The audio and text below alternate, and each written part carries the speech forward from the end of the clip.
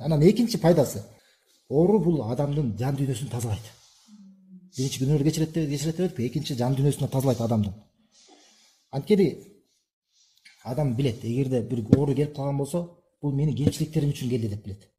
Оору келгенде көп адамдарды көрөбүз да, жанагындай күнөөлөрдү кылып жүргөн кээ бир, мисалы намаз окубай жүргөн же ушундай бир жолдордо жүргөн, анан оору келгенден кийин оңолуп калат.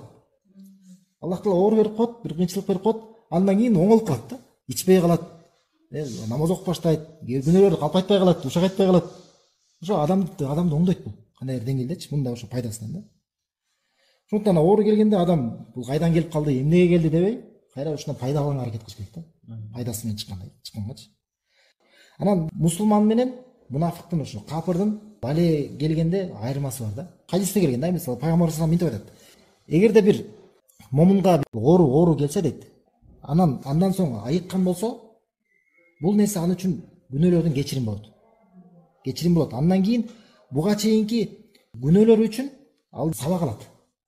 Буга чейин күнөөлөр жаман нерселер болгондо ошолорго бир сабак мавуиза дейт да, ибрат алат дейт да.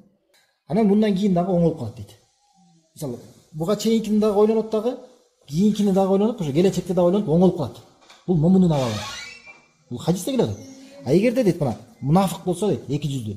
Ага бир оору келип андан айыккан болсо, ал ушундай бир төөнү байлап туруп дегенде уруп туруп коюп салганга окшош дейт да. Ал төө аны эмнеге урду, эмнеге байлады түшүнгөн жок да. Эмнеге коюп салды, ушундай сыяктуу дейт да. Жок, андай биз жакшылыкты тилешибиз керек. Жамандыкты өзгө телебеш керек. Оорудан кайра шифа тилешибиз керек Аллах Тааладан. Бизди айыктыр деп. Бул айтканыбыз неме да? Бир оору келип калса, оору келип калды да, адамга келип калды. Мусулман мындан сабак алат. Сөзсүз. Али мусулман эмес, капыр болсо ага баары бир да.